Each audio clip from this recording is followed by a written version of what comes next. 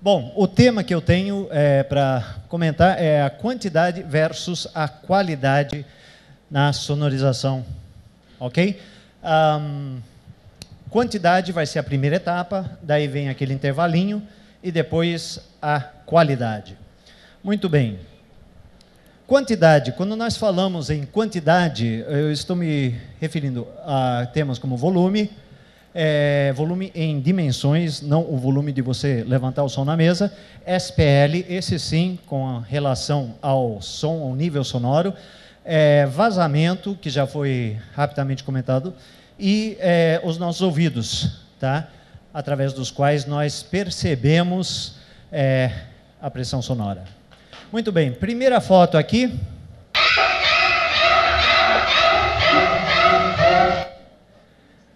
Quantos operadores de som já se sentiram na posição desse gatinho aqui, né?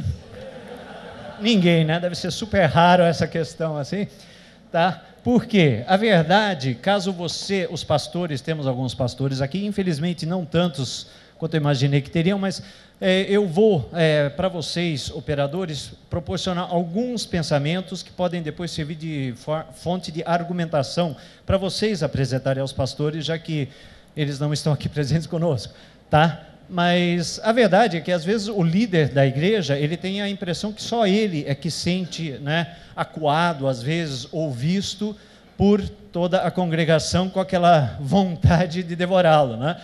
Quando, na verdade, para quem trabalha nessa função, a gente sabe que o operador de som pode não ser o pastor, a primeira, mas é a segunda pessoa mais notada no culto, após o pastor, e quando é uma falha, né?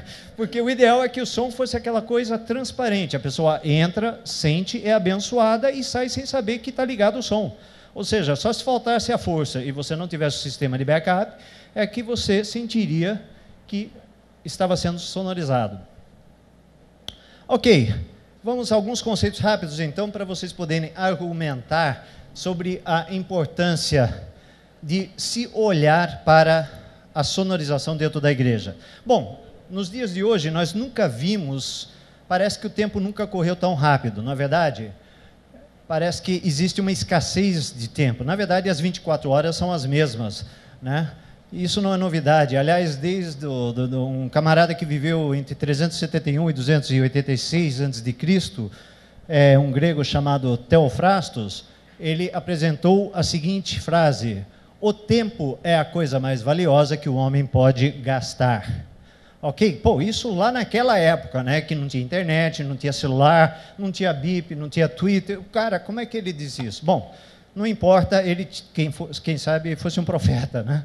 Mas a realidade é que essa ideia dele se torna bastante importante, porque realmente tem horas que parece que o nosso tempo desce pelo ralo.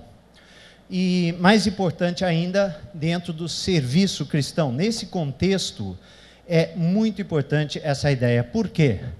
Bill Hybels, pastor da Willow Creek, quem aqui já ouviu falar da Willow Creek, lá em Chicago? Tá? É uma igreja que tem um ministério fantástico de treinamento de líderes por todo o mundo, e uma das características que eu aprecio demais nela é o conceito de analisar, esquecer o que é tradicionalismo e analisar friamente por que é que nós fazemos o que fazemos. Então, se procede realmente com base bíblica ou não. Bom, o Bill Hybels, dentro dessa característica deles, analítica, ele trouxe a seguinte frase, podem anotar: a maneira mais fácil de se destruir um voluntário é desperdiçar o seu tempo. Tá? Isso pode ser aquele voluntário que está começando agora, enrolando o cabo, como pode ser um camarada como eu, com 30 anos de já ministério nas costas.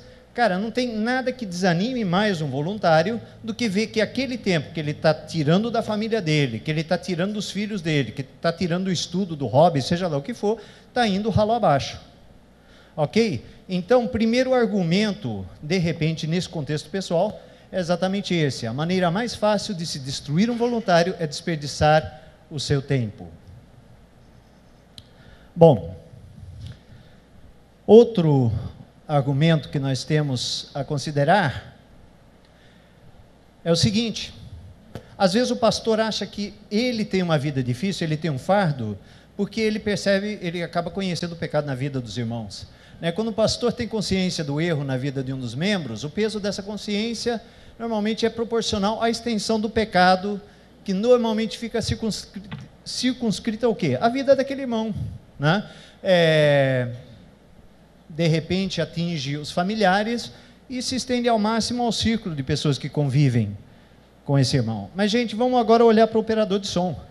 Quando o operador de som, estou falando não daquele camarada que chega com 2 horas de atraso para o ensaio, que quando um cabo dá defeito ele pega e guarda no mesmo lugar para dar o mesmo defeito na semana seguinte, né? E coisas do tipo. Mas alguém que efetivamente serve por chamado, entendendo-se responsável pela qualidade e inteligibilidade da mensagem do Evangelho em sua comunidade, quando esse camarada tem consciência de problemas que impactam essa qualidade e inteligibilidade, note que o fardo no seu coração é imenso. Por quê? Pois esses problemas prejudicam potencialmente a quem? A congregação toda, e de forma ainda mais crítica aos visitantes. Algumas horas atrás o meu xará perguntou, né? Onde é que o visitante vai sentar quando entra numa igreja? O capeta vai botar ele na pior posição possível, né? Onde a reverberação é maior, onde, se não houve projeto, a cobertura da caixa não chega, é a pior possível, né? Bom, então, se você é pastor e está aqui hoje, parabéns, porque já mostra que você tem uma sensibilidade para a importância dessa área. Mas vamos lembrar disso na nossa argumentação. Espera aí, pastor, eu não estou defendendo, quando você chegar para argumentar alguma coisa com o seu líder, eu não estou defendendo algo para mim. O que eu estou defendendo é para minha congregação. E eu me sinto responsável perante Deus para que a mensagem que o Senhor profere chegue com qualidade e inteligibilidade. Muitas vezes o pessoal olha para o operador e acha, não, ele está querendo fazer o que ele acha melhor. Lógico, você tem que se embasar, você não pode chegar e começar a chutar, não, eu quero fazer isso porque eu vi na revista Backstage, e cara, isso é muito legal, então eu acho que vai dar certo na minha igreja, aí também dá licença, né? Mas quando você procura com embasamento, e você tem essa certeza, leva isso para o seu pastor, porque às vezes ele também pode estar achando, esse cara, eu já vi uma frase de um pastor, teve a capacidade de dizer que técnico de som só quer gastar dinheiro, nunca vai ter uma verba suficiente para ele, né? Cara, isso impacta. Imagina trabalhar debaixo do ministério de som na igreja desse camarada. Ok, outro detalhe, qual o problema desse quadro? Está torto. Fantástica a percepção de vocês. Muitas vezes, no som, a gente está cansado de ver essas coisas tortas, né? E faz o melhor que pode para corrigir. Só que o problema é que, por baixo desse quadro torto, tem uma infraestrutura torta. E, se a infraestrutura está torta, não adianta você tentar maquiar um negócio, que o problema é mais fundo, está na raiz, né? E muitos pastores também precisam dessa percepção. É muito fácil o cara, não, o som não estava legal domingo. Mas por quê? Líderes, levem isso em consideração também. Conceito bíblico de líder. Afinal de contas, quem é Apolo, um dos líderes da igreja primitiva? Quem é Paulo? Somos somente servidores de Cristo, de Deus. Vocês nos devem tratar como servidores de Cristo. Gente, essa palavra no grego original é hiperetes. O que eram hiperetes em tempos bíblicos? Bom, o hiperetes, se preparem, porque normalmente a gente está acostumado em muitas igrejas modernas a ter a pirâmide de autoridade, em que o pastor fica lá em cima, né, por cima aí de todo mundo que está servindo. Mas, na verdade, o hiperetes pega essa pirâmide e inverte, e coloca de ponta cabeça, porque o hiperetes, dentro do trireme, que eram os navios de guerra, os navios bélicos daquela época, era, sabe quem? Esse camarada do terceiro porão. Paulo se colocava na posição de servo, no terceiro porão, quando ele se comparava ao serviço que ele fazia para a igreja.